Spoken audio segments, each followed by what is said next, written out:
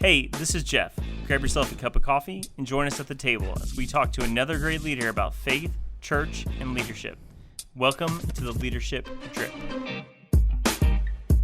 Welcome back to the Leadership Drip, Rob. It's my goal in life to get people to the table who are your heroes, and I feel like this guy is another one. This is a big one because he's helping me through my dissertation. Well, he may help us through our dissertation. Today may be that day of help. So, today may be that day. But we do have James Emery White, Dr. James Emery White, and he's the founding pastor of Mecklenberg Community Church in Charlotte, North Carolina. He's also an author of several books that we love, including Meet Generation Z, The Rise of the Nuns. But he's here to talk to us today about his newest book, After I Believe. So welcome to the show, Dr. White. Thank you for having me. So I want to know right off the bat, because I love generational conversations. I love sort of talking about, especially younger generations. What led you to sort of begin the research and begin the study on especially Generation Z?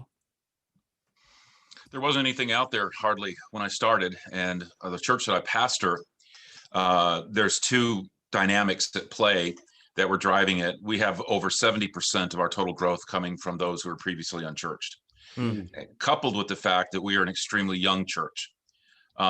Despite the age of its senior pastor, the average person that attends is in their 20s or early 30s. And so I was noticing a shift in culture as you got younger and younger, a shift in sensibilities, a shift in a lot of different things. When I had started studying this, they wasn't even settled on calling it Generation Z at the time. But I wanted to get my finger on it because as a person who academically enjoys the study of culture, has written, and I write quite extensively about the intersection of faith and culture and ministry and culture, this seemed to me just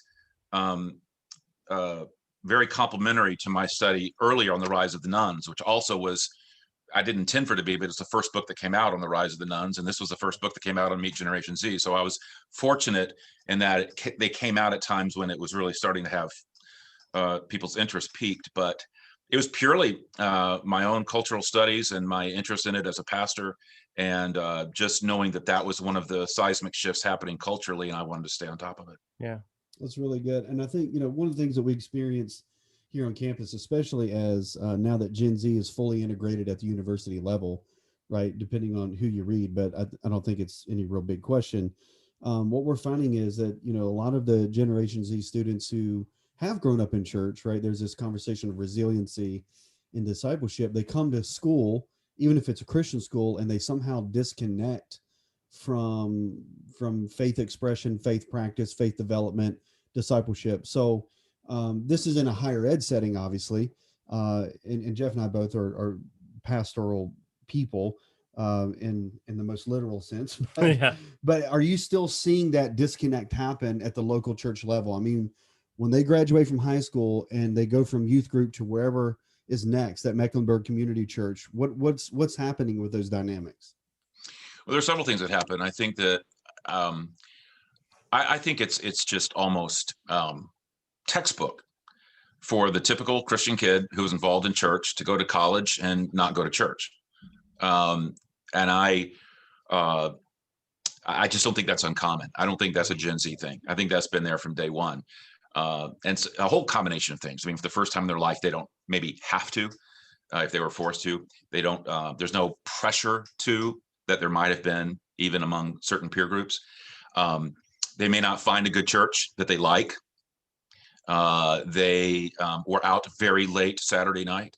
There's just a whole lot of things that, and a lot of kids or students, they probably don't want to be referred to as kids. It's probably a little condescending, but most students, no matter what their background was, they take some time to do a spiritual reassessment.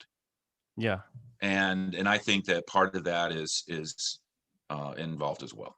Yeah. So at your church, how are you guys helping build on-ramps for them to do that in a space where they can stay still connected and still have that space to develop and grow and ask the hard questions? One of the things that I think is absolutely paramount for pastors and student leaders to do is to not let the questions of college be heard for the first time in college. That's good.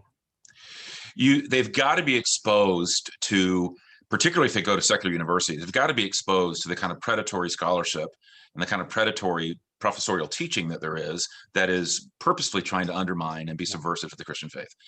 So if the kid is hearing about that, the student is hearing about that for the first time in that classroom from someone who is an expert with a PhD, it's going to be devastating to them.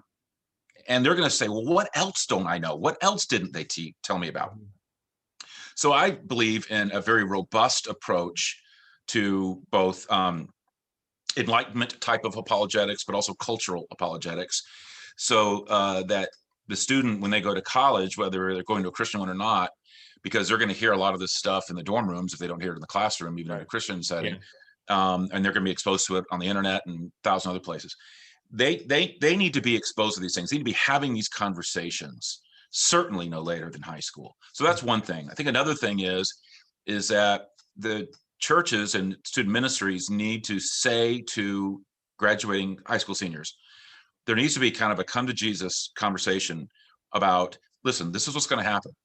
This is all that you're going to be exposed to, and it's going to be made available to you sexually. Here's what's going to be made available to you in terms of behavior and lifestyle. And you need to get grounded in some type of Christian support network, whether it's a campus ministry, whether it is a local church, whether it's a really good small group. You need to get that where you're going. And you need to get that established in the first 90 days of your freshman year. And you will never regret it. But if you don't, you will always regret it. Right. So there's certain things that I think that we can do to help them in that transition, and prepare them for that. Yeah. So what's some of the metrics maybe, or even the thought on, you mentioned the first 90 days. And what I think we've seen here on campus is students, and I've heard this said, they'll try 4 churches, but they try 4 churches over 4 years. So what is the stickability if they don't get connected in that first 90 days? Well,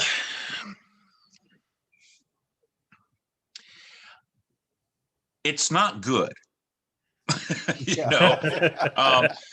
I really do think that the 4 churches in 4 years line is interesting. Students at that age, people of that age, are profoundly influenced by their peer group, and they're going to kind of have a flock herd mentality about what church they attend to, what student ministry they attend to, and they're going to kind of go and be where their tribe is. And if their tribe isn't at a particular place, they're not going to be there either. So these are some things that what I would say is, hey, find a good tribe, be proactive, and let that begin to be something that's influential. Find a good church and stick with it. I think that I've had so many situations where someone will say, "Okay, I'm moving here," or my child's going there. Or do you know of any good churches? Mm-hmm. And so if we can even get them planted and plugged in on the front end. Yeah. So, but there's. I mean, I'm very sensitive to all this because I was not a Christian when I started college. I became a Christian at 20.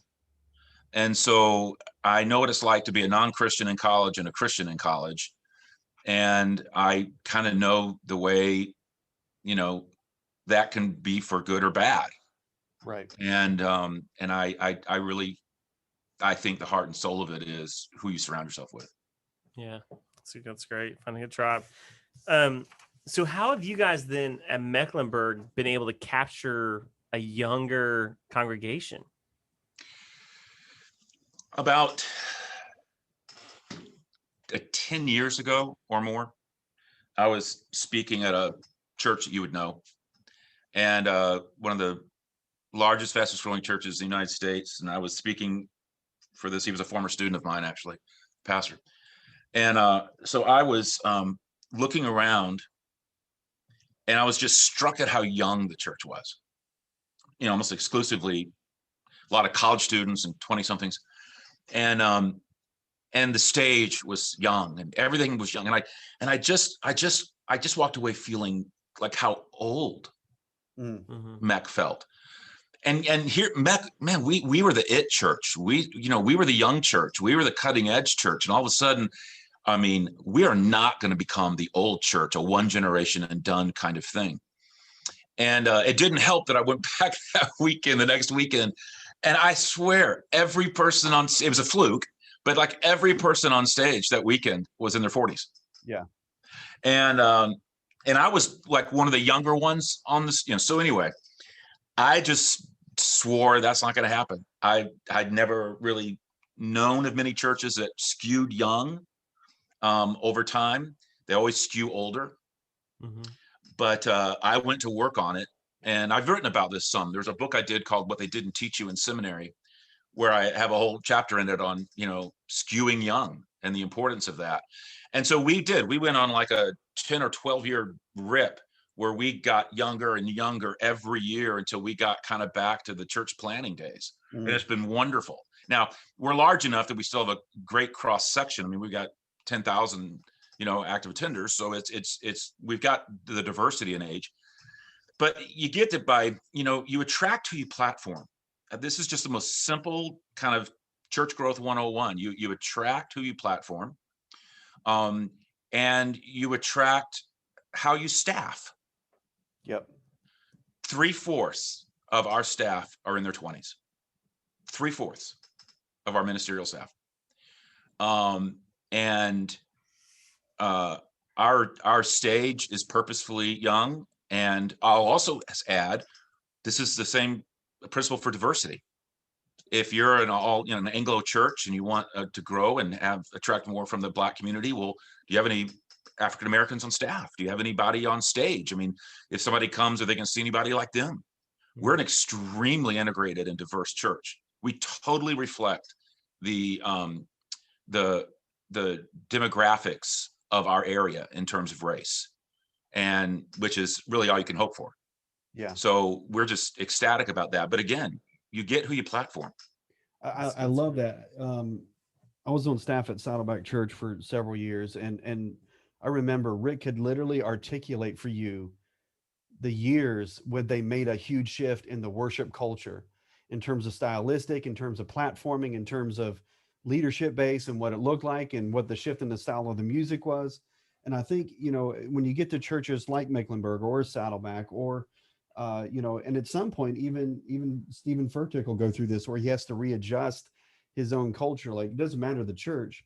I think this is such a critical piece. And one of the major reasons why we even started the podcast in the first place is because we're seeing this huge gap between what's being platformed and what we're trying to actually reach. And what you just said, though, speaks volumes about Rick as a leader. I'm not going to say it about myself, but I'll say it about him. It takes a humility to change what you yourself created. Right. Yeah. And what you yourself propagated and what you yourself may have even conferenced about. And I think that though, is what leaders have to do. They have to have a ruthless humility about things that they have done methodologically. Like when we recently, made the decision to cancel all of our sites and shut all of our sites down, and we stopped being a multi-site church, and we were a multi-site pioneer. Wow. And we did that totally for reasons because we felt like the digital revolution had made that an archaic model. Yeah. That the barriers were no longer geographic. But anyway, that's another conversation. But the musical style, approach to ministry, structure, so many things like that has to be kept and fluid. It always has to be wet cement. And that's another reason why having younger staff is helpful to older leaders, because you have what I call reverse mentoring, which is desperately needed. Yeah, we talk a lot about that on the show, the reverse mentoring. And so I'd like to kind of to pick at that a little bit. How has going younger as a congregation affected you as a communicator? It's interesting. I don't try to be hip. I think that's the most distasteful, garish thing when I see men or women, but I'll just speak to men who are in their even 40s, 50s, 60s, and their skinny jeans and sneakers and trying to look hip. And I just think it's revolting. What's interesting is it's also revolting to who they're trying to appeal to, which is a younger audience. It's revolting to them. They just don't know it. And so I act my age. And I dress, I dress very conservatively and normally. I don't try to talk hip with slang. I think that's also off-putting. What I do, though, is would like to think that I'm extremely culturally relevant. I'm very culturally astute. And this sounds self-congratulatory. I don't mean it that way. I'm just saying that I work hard at understanding contemporary culture. They're not going to name a musical group, a film, a podcast, a book, a site. There's not going to be much that I'm not up on. And I can talk and weave that in a way that builds bridges of identification and connection. But it's not just that. It's not just that I work very hard to stay current and that peppers your teaching. I also work very hard to speak to the issues that are most relevant and pressing on people today. And so it's not just the knowledge, it's the topical approach. Right. The third thing that I would say is that when people feel like, okay, I'm 59, I'll be 60 my next birthday, that a 60-year-old person can't speak to a 25-year-old or a 30-year-old person, that's so completely misguided. You can if you're attempting to, and also if you understand that a 25 or a 30-year-old doesn't want to hear about marriage from another 25 or 30-year-old. Mm-hmm. Yeah. They don't want to hear about how to finish well from someone who's barely started. And it's comical to me. It is comical to me. I'll say this and I'll sound like a crotchety old person. When you see people who are in their 30s or maybe barely 40 and they're writing books that no one should have any business writing until they're 60, because they haven't had the life for it yet. But what I'm finding with particularly the younger individuals is that they have a huge desire for counsel and mentoring. Most of them came from dysfunctional families. They didn't have strong father figures in their life. They long to be fathered, to have a spiritual father, a person that can pour into their lives. I'll speak as a man, because I can't speak for women in leadership, but it cuts both ways. But I would say that they're looking for a man that they can respect. They're looking for someone that they can learn from. And so there's this wonderful blend. It really is a powerful synergistic thing when, the arts team has done their thing and maybe the average age on that stage is 20, I don't know, young, and they're having at it and just nailing it. And everything about the film and the edginess and everything that we've done. And then out walks like an adult. but not one that's weird, but who really talks to them and not at them and goes with depth and really can bring life coaching. I mean, obviously I'm talking like we don't get into scriptures. Everything is all scripture. I mean, it's all teaching scripture, but but there's that wonderful synergy that just seems like almost perfect for actually all ages, because people who are more my age love the music. They don't want to see a bunch of, they love the youth and energy of it. But at the same time, they also like having a teacher that can, speak with hopefully some wisdom. Yeah. I think one of the cool things, I guess it's a cool thing, pretty sure it's a cool thing, is as we, the more conversations we have about engaging young adults in leadership, integrating young adults into the church ministry, having conversations about life and ministry on campus. I mean, all of these conversations are leading to some very simple conclusions that I think we overcomplicate a lot of times. And I think what you're talking about right now is a key one. And that is authenticity always trumps creativity, right? They really want to know from someone who not only has, not a perfect life, but someone who actually believes what they teach, someone who's actually walking out the faith they ascribe to, someone who's actually had some bumps, bruises, and scrapes, and they're willing to share it with people. And so I think it's the authenticity factor that helps bridge the gap in those intergenerational relationships, which people like Matlock and Kinnaman say are so critical to that resilient discipleship piece. And so I think the more authentic we become as leaders, and I think there's a big conversation to be had about information in terms of over divulgence of information, Right. but the authenticity of our leadership, I think, is what helps build that bridge for younger generations. Well, and Dr. White, you're echoing what we've heard over and over from previous guests, banning out of Jesus culture, Ben Stewart, who's at Passion City, DC, other pastors who are saying the very same things. Like, I'm not trying to be cool. I'm trying to be present and be relevant in context, not relevant in so much dress or style, but just relevant in being a person who understands them, has an awareness of them, has an awareness of their culture.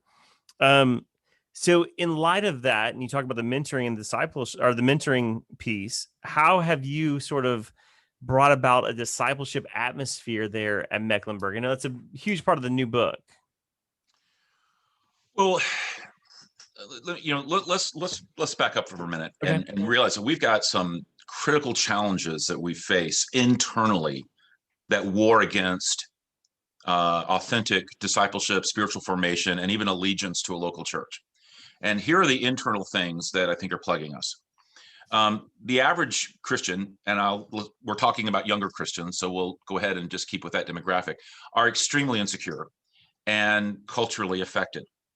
And so we see a large number of them that will just gravitate toward whatever church, speaker, event does have this stamp of hipness on it that makes them feel like they're not weird in culture, but they are, and this is the danger of it, it actually reflects culture, feels like culture. I'm not weird for being a Christian, or I'm with a good hip group. It just so happens to be Christian. I mean, there's all of these factors that go into play, which is why we elevate certain Christian celebrities, which I think is an extremely toxic thing to do. And yet the thing is that then we keep it going. We then say, oh, well, I may not agree with that, but I'm going to get them for my conference because there's an it factor. And so it's like the whole system propagates this. And so we need to somehow, and in various towns, you'll see this migratory flow pattern of Christians. Well, they'll go to this church because it's got a new pastor, or maybe they'll run to this church because it's got a new worship leader, or they'll go to this church because it's got a new building. And it's all so transient, and it's also superficial, and it all wars against any type of real, true Christian discipleship. You can get a crowd that way. You might even keep a crowd with a steady dose of pep rallies, but you're not going to really create anything substantive. And the average person, part of that is living off of energy, living off of charisma, and as opposed to really going down deep, which is why there's so much turnover there among even attenders, or why, anyway. Here's what is feeding this. Not just the celebrity culture and the hip toxic culture and all those kinds of things, which we've seen in the news lately with moral failures left and right and the crisis of character. And there's going to be a lot more to come that we just don't know about. Or they're in a bubble of protection, like we saw protecting Bill Hybels for almost 40 years. So we don't know, and Ravi Zacharias. So we don't know what's going on out there. We just know it's awful. Yeah. There's that. And then also warring against discipleship is the spiritual narcissism. And it's a spiritual narcissism that makes everything about me. Narcissus was a character in Greek mythology who saw his reflection in the water and became so enamored with himself, he never moved on. He was completely preoccupied. And that's where we get our term narcissism. And there is a lot of people feel like the church is, they're trying to figure out what's wrong with the church. I think one of the things that's wrong with the church today is spiritual narcissism, that people look at the church and it's all about their needs. I mean, listen to how we talk. I want to go where I'm fed. I want to go where my needs are met. They walk out of a worship service and say, I didn't get anything out of it. And do we hear ourselves? Do we hear that self-absorption? And this from a group of people who our leader said, I didn't come to serve, to be served, but to serve, and a towel over my arm. And whoever wants to be first must be last, and on it goes. And so we have this sense where everything is about me, and the church exists for me and my needs. And so when I look at discipleship, I don't think discipleship. I don't think mathetes. I don't think learner. I think consumer. I think you're going to inject me. You're going to serve me up what I want and what I, need. And so, whereas the actual Greek term for disciple is a very gritty term. I mean, it's like you roll up your sleeves. Your job is to be a learner. And that means that's hard work. And we've lost that. We've made it consumer. And so I think that one of the biggest things that we've done at MEC, if anything, is we just have a culture in our midst that is not consumeristic. We have a 4-word phrase that is just pounded into our core. It's not about me. And that plays out all over the place. That not only puts the discipleship, onus on the individual and less on, done for you. It also makes us radically turned out in terms of our evangelism, because spiritual narcissism is the number one thing against evangelism. I am not going to do what it takes to reach lost people. I'm not going to change where I need to change for us to reach lost people. I'm not going to, you want me to park where, go to church when? You want to do what on stage? This is about me. Wow. I don't like that kind of music, or I don't like this, or, and again, to every, any hint of that stuff, it's not about you. It's about the person who's not even here yet. Yeah. And I think that's one of the cool things about this particular conversation, is because I think Gen Z, since that's kind of our focus of the conversation, but I think just across the board in general, there's a growing exhaustion of this overabundance of self-inflicted sort of narcissistic reality that largely is boosted by social media, right? I mean, I'm not anti-social media. I have all the accounts necessary, right? But the point is, I think we get so wrapped up in that comparison stream. We get so wrapped up in the celebrityism. And I've had conversations for 2 straight days, even before this podcast, about celebrity Christianity with different people. It is a clear and evident and present danger in our church reality. But I do think that there is a growing shift, even if it's subtle, of a genuine desire to actually be the disciple, to actually live the life that Jesus is calling us to. And I think for me, and maybe you can speak to this a little bit clearer, one of the big disconnects is our churches, and I say this generally, don't know how to bridge that gap, because in one hand, we're still being charged by culture to go this direction. And on the other hand, we sense the genuine loss, and we're having trouble. Here's another, I'm going to say 2 things. One goes back to a question you asked me earlier that I didn't respond to fully, but also to this. Let's not forget what we're trying to do with discipleship. Discipleship is not about somebody getting spiritually fat. It is not about head knowledge, and it's not about just understanding things. It's not even a bunch of stuff that you do, like having a daily devotion, for example. Discipleship and I would argue this case, at its New Testament core, you were discipled for the mission. No other reason. You didn't go, it was never about, I just, so that you can worship or that you need to, you're going to have all of eternity to worship. You're discipled for the mission. And the mission was always to reach lost people. And when people try to pit evangelism against discipleship, I get very irritated, because you're not going to have anybody to disciple if you don't do evangelism. And besides, don't make it an either or. It's not a false dichotomy. You can do discipleship and evangelism simultaneously. If you can't, then Jesus lied, because he said we could and we should. Yeah. So the idea is that one of the reasons why discipleship probably feels a little bit different at MEC or a church like MEC is that we're not discipling you for you, we're discipling you for the mission. And I think that's where discipleship is way off in conversations and in dialogues. And it's built off that spiritual narcissism. Mm-hmm. So when we're discipling people, it's totally to get them in the game and making a difference. Now, yes, that involves personal spiritual formation, but I mean, it's to be used. I mean, we're sharpening an axe so that it can be swung.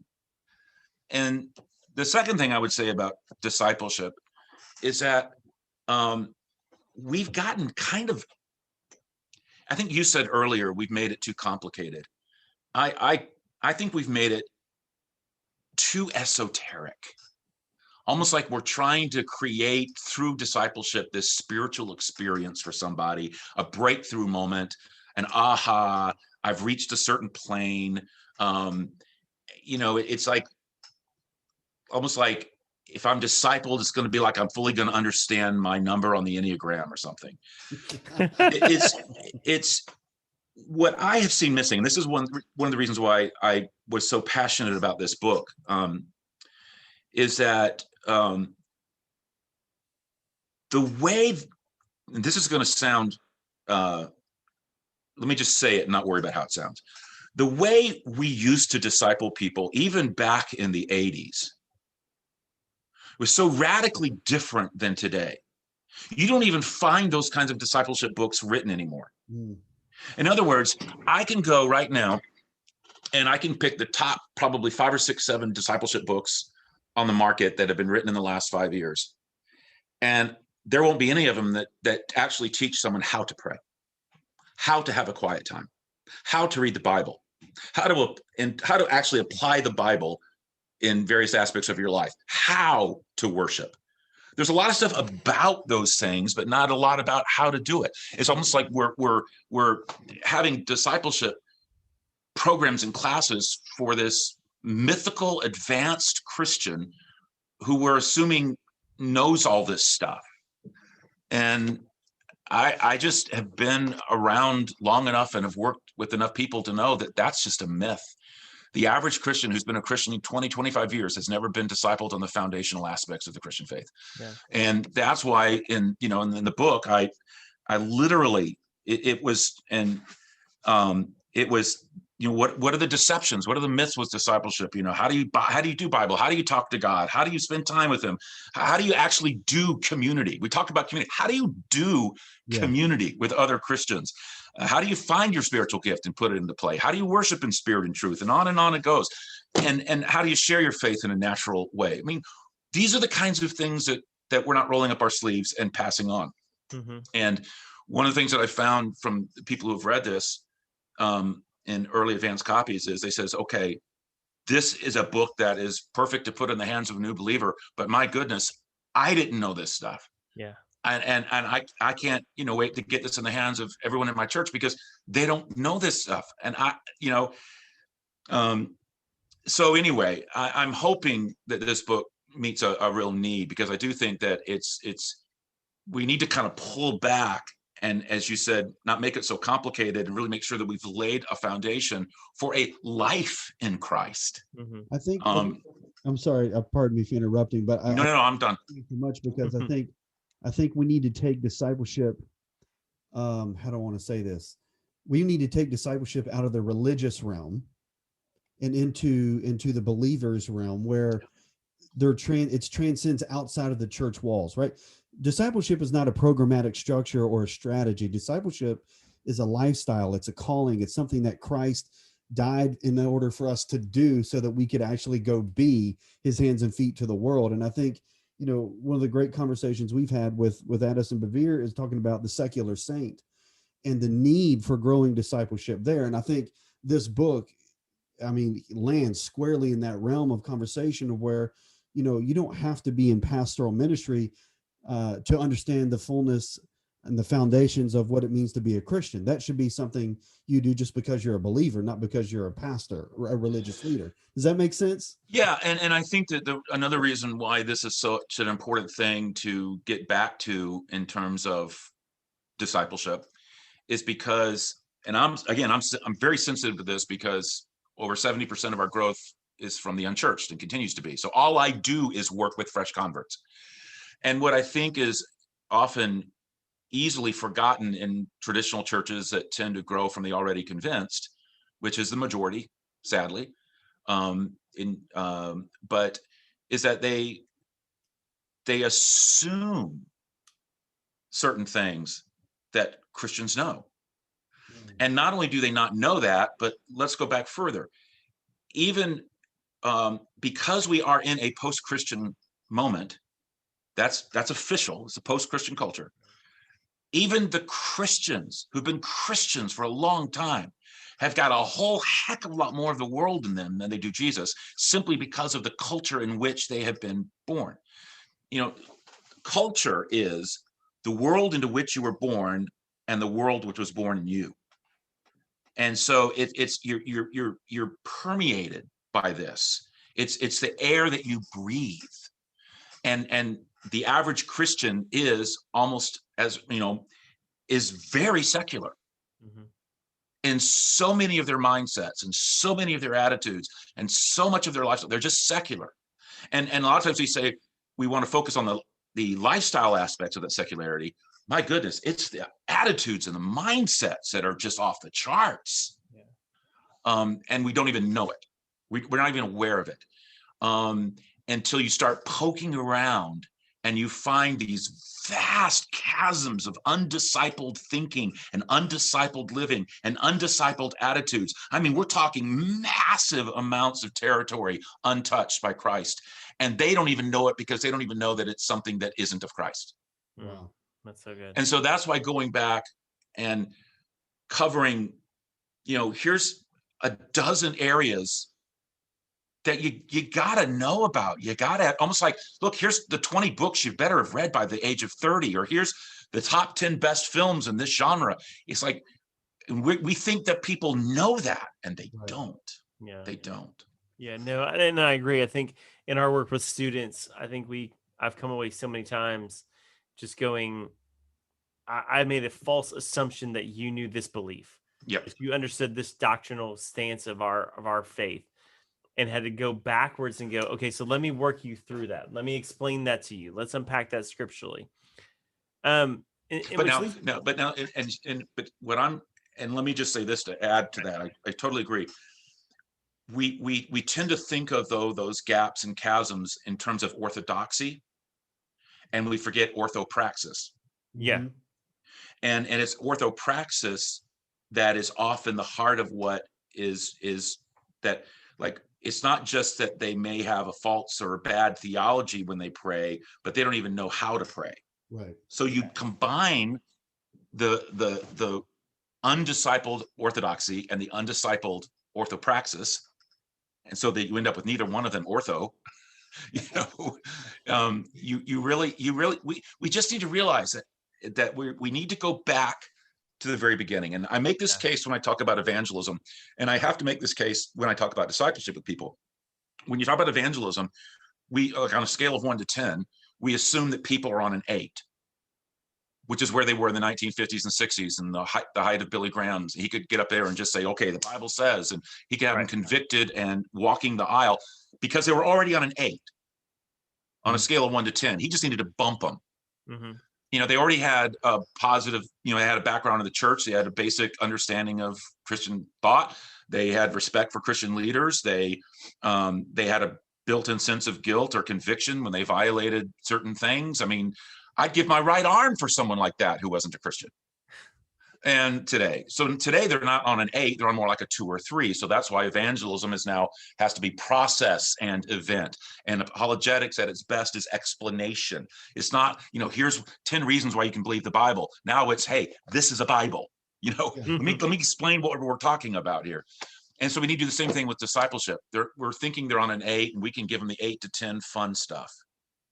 But no, they're on like a 1 or a 2, and you better give them from what takes them from a 1 or 2 to an 8. Yeah. And that's what I think is so missing today. Yeah. That's good. So Dr. White, how do we do this both? Because I feel like discipleship is a both and. It's systematic and organic.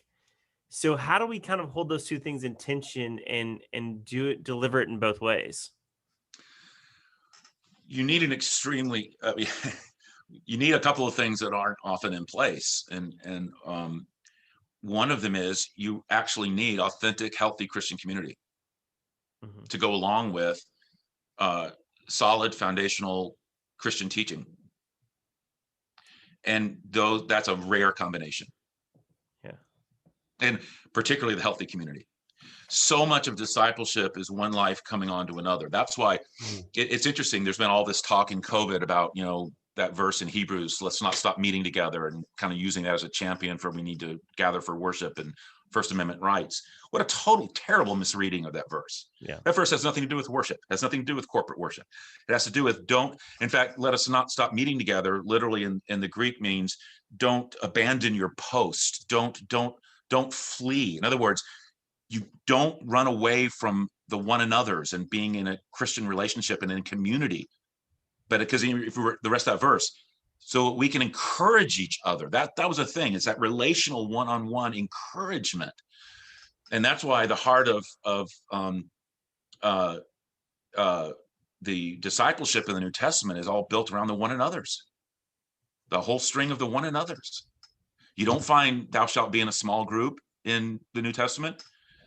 You don't find a lot of that stuff. What you find is the Christian community has to be the kind of place where there's life on life, and there's a Paul to a Timothy, there's a Titus woman to a young woman, there's it's just happening. And you talk about organic, that's when it gets electric, when you have generation on generation. This is another thing too. A lot of people in older generations don't think that people in the younger generations have any interest in talking with them. Younger generations, you talk to them, they don't think people who are older have time or care. And so you have two sets of people that both have something they want, and the other one has something to give, that would love to connect, and they're just passing each other by. So if you can have a healthy, organic community where you really turn mentoring loose and sensitize people to it. And I've done whole series on this, where I literally, will say, all right, is there a single man or woman here over the age of 40 that would turn down a request from a man or a woman in their 20s to have coffee to talk about life in Christ and marriage or sexuality or anything? Was there anybody here who would turn that down if someone in earnest said, I would not waste your time, I will come with 10 questions, I will buy you a cup of coffee, I would love an hour with you? No, nobody would turn that down. You just got to get that turned loose into your community and make it a healthy one. Yeah. So push on the healthy side, because I think that's the piece that we struggle with. Like, I think we have people who want to give, but how do you develop them into being people who give from a space of health? Well, I don't think you have to always give from a place of completely having your own act together. You just have to give from a place of authenticity and wisdom. And wisdom comes from being broken. Wisdom comes from learning the hard way. As Nouwen said, we're all wounded healers. So I'm more concerned about, are we healthy relationally? When, like the whole Me Too movement thing, I did a series on that, and really went through the scriptures about, like, okay, so how do you interact with each other in a healthy way? Well, you should be treating women as sisters or mothers, and just let's really get at this family thing, and that's the heart of the health for me. I, to the core of my being, feel like the most important metaphor for the church is family, and I believe that that it's to be led like a family, it's to interact as a family, it's to have functionality and health like a healthy, functional family. And so I'm constantly pouring into that and trying to make that happen and teaching for that and admonishing when we get off course. And I just think when you have that family atmosphere that's so clearly a part of your DNA, that you turn this healthy kind of mentoring, discipleship interaction loose, because it starts to happen very naturally and very organically. Yeah, I love this conversational family. I mean, obviously, there's a lot of different ways that could go in terms of what that means. But I think the first institution God created, family, Adam and Eve, I think carries over into everything that we do, especially this discipleship conversation. So, well, what's the main qualification of a pastor? Right. He has to manage his family well. Right. Why? Because the church is a family. Yeah. Right. Right. I mean, it's all in there. I mean, it's the dominant metaphor in the New Testament for the church. Yeah. Right. So let's kind of take a broader conversation then. The church as a family, right? Obviously, this pandemic has created a whole different set of realities for every church family, local church family. All of us are responding in different ways. Some of us are, curious if we'll ever come back. Some people can't wait to get back or whatever. Some people can't wait for it to be different, right? I mean, so whatever the thing is, how do you see at this point church family changing after sort of this, what I would consider really a divine pause on some of our own humanistic sort of, pushes in the local church context? So, how are you kind of pursuing this next phase of what's happening?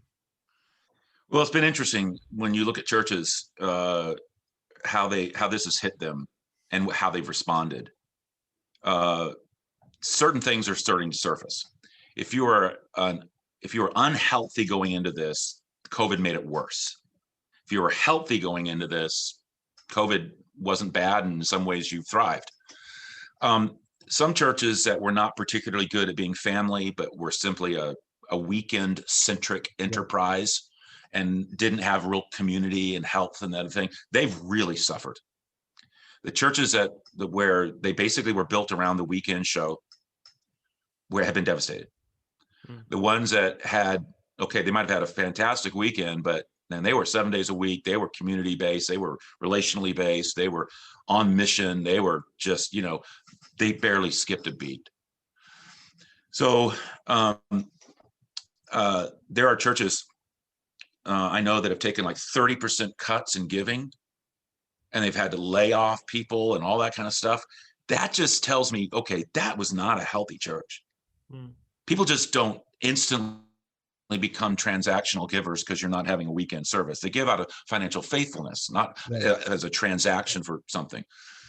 And then you see some churches that have just, their giving has increased during this. Through online, they've reached even more people than ever before. I think the key that has worked for us, we have been, thankfully, one of those outliers. We've grown tremendously during this time in every metric. But one of the things that we've done is that we've been working extremely hard to keep people engaged as a community of faith, as a church. And I'm shocked at how churches just aren't doing that. Like literally, it's like they just throw some resources out on the internet, maybe something for the kids, and live stream a service. That's it. No creativity, no thinking outside of the box, no trying to keep people engaged, not looking at creative in-person events. I heard, I'll give you an example. And again, I don't mean this to sound self-congratulatory. I just use it as an example. Like just Christmas. Almost every church I knew and leaders would just throw up their hands. What can you do? We can't have Christmas Eve services. We can't meet. We can't, if we socially distance and rope off every aisle, we can't hardly handle anybody in terms of numbers. We still can have the vast majority online. What can you do? The biggest outreach event and time of the year is Christmas. Blows Easter out of the water. So and everybody's saying, well, you can't do anything. We sat around and it wasn't like, well, it's not what can we do? What can we do?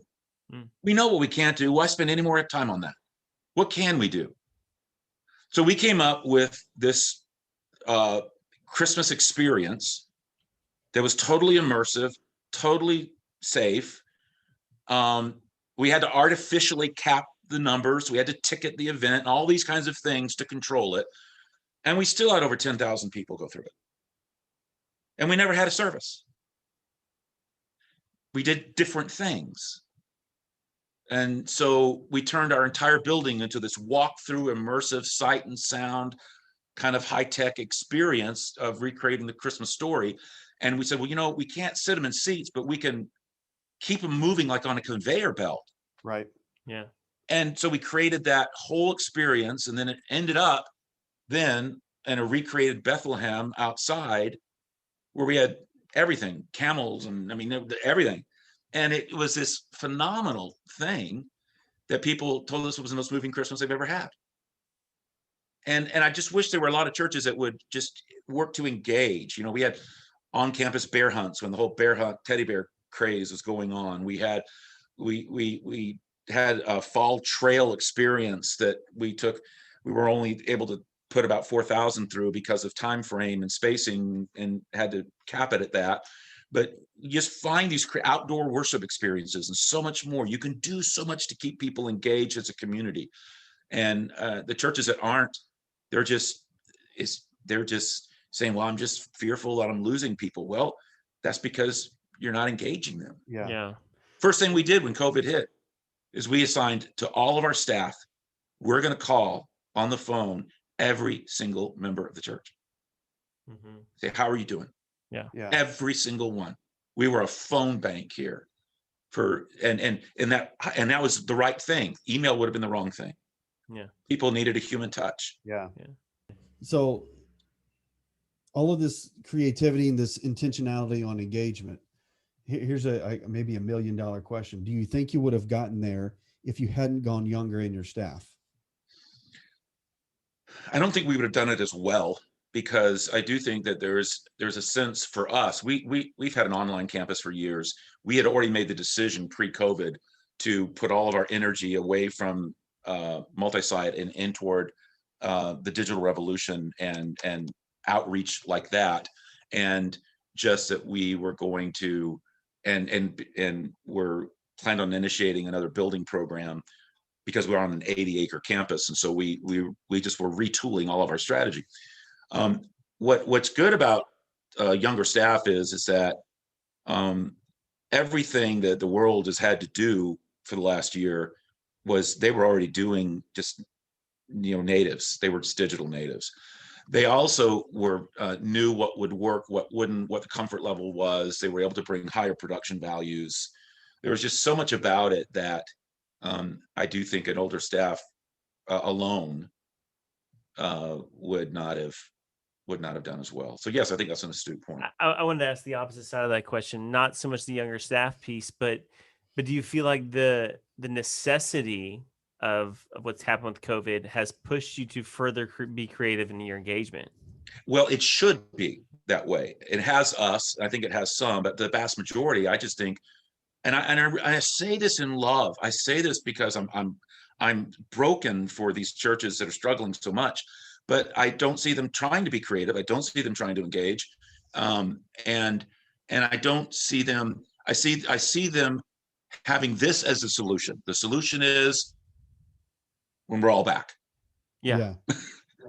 When we're all vaccinated, the solution is to get back to normal. And they don't understand we'll never get back to normal. The digital revolution was taking place already. This just sped it up by 10 years. Yeah. The whole post-Christian context of our culture isn't changed. It's sped that up probably too. There is nothing to go back to. If you're going back to your weekend service and saying that's basically our ministry, wow. I mean, we live in a space with teenagers and early young adults, emerging adults here on campus, and it's everywhere around us. Like I couldn't find a $5 bill on campus probably. Now they could Venmo me or Cash App me. Yeah. Nobody has a business card. They have a digital business card or whatever. So the revolution's been coming for a long time and is already here, as you're saying. And I feel like the church's response, not as a whole, but many churches' response was, we're going to put up a single camera and we're going to do Facebook Live and y'all just watch till we can all get back together. Yep. And I think that's been the basic response. And it hurts. Sadly, even large churches. Yeah. And I think as a creative person, that hurts my heart. Because I go, we serve this incredibly creative God who gives us capacity to do so much more. And we want to take a half a baby step on creativity. Well, here's where we were going anyway culturally, and the churches that have really flourished during this time, they've done this. It used to be that the digital served the physical, but now the physical has to serve the digital.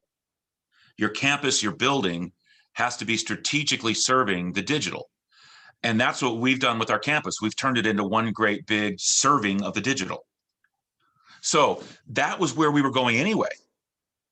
We were going to what's called the phygital church. And so if you think you're going to have to swing a little bit into digital, then you can swing right back to all physical. When this is over, you're going to be dead in the water. So what's the need as people who love the local church like Rob and I do, and obviously as you do, how do we make the steps and the shifts to become not just irrelevant, but extinct? Well, that's what all my writing is trying to be about. So Rise of the Nuns is about, Meet Generation Z is about, what my blog and the churchandculture.org site is about, what the conferences and the seminars are all about. I would just encourage these people to start going to school. Mm-hmm. And it's out there. The models are out there, the knowledge, the information. What we need to be praying for is that people will have the passion, leaders will have the passion and the determination and the humility and the courage to think, learn, get in touch with what they don't know, change, lead their churches to change, and do the hard work of that. This is not a lazy man or woman's job. It is not a fearful man or woman's job. Yeah. It is a ministry is not for the timid. Right. Man. That's an incredible conversation to have, I think, but I know we're almost out of time, Pastor, and we certainly want to honor that. I just want to mention again that, you've authored, I think, over 20 books at this point throughout your career. The newest one is After I Believe, and we encourage you to get it and read it. Some of the other books we mentioned, Meet Gen Z, Rise of the Nuns, classics. But anyway, we love to ask all of our guests one final question. We ask them all the same question to end the show. And so what is one lesson that you learned in college that did not take place inside the classroom? Well, I mentioned earlier, I became a Christian in college. And so I would say the biggest thing that I learned was that was Jesus not simply as Savior, but as Lord. Mm. I had an extreme amount of intellectual head knowledge, raised in an unchurched home, but by my father was a PhD, my mother was a school teacher, he was a scientist, research scientist, and I was reading C.S. Lewis in middle school. I mean, just because recreationally, I just thought it was interesting, and I was just loved reading all that stuff. And I remember I had a Mormon roommate, and I was in my freshman year, and I was just slicing and dicing his beliefs in the Mormon church because I had read it and studied it. I remember he just stopped me and he said, Jim, how can you say anything to me about what I believe with how you live? I mean, I was a mess. I mean, I probably had the worst reputation on the campus for you name it. And so I understood conceptually Jesus as Savior, hadn't accepted that, but understood it. What was thundered to me when I gave my life to Christ actually through an InterVarsity Christian Fellowship meeting, I had 3 Christian friends who kept building a relationship with me and kept inviting me and kept trying to reach, and I just, was no. But was this thunderous joining together of Jesus as not just Savior, but Lord, not just forgiver, but leader. Mm. And it was devastating to me. And I gave my life fully to Christ that very night. I mean, I was about as close to a Saul to Paul as you could come. I remember I woke up my roommate. I was in athletics at the school, and my roommate was a sports too. He was on the track team. He was a shot putter, huge guy. I remember I came home that night late, and I woke him up. I said, Brooksy. He said, what? I said, I became a Christian tonight. He said, what? I said, I gave my life to Christ. And he said, does that mean we got to get rid of the whiskey? I said, I don't know. I don't know. I'll go ask. So, that's amazing. Anyway, but it was just a combination of hearing about Jesus as not all that other stuff, but Lord.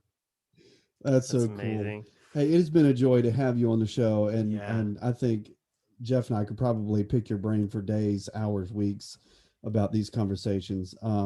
But thank you so much. It's been a joy to meet you. And it's been an encouragement. Yeah. I think as leaders, and I hope the listeners who are leaders are encouraged by this conversation and not discouraged by it. It's one of the best discipleship conversations I think we've we had. love discipleship. So, we love yeah. discipleship. So, Yeah. and as we always say here at the Leadership Drip, Dr. White, you have a seat at the table.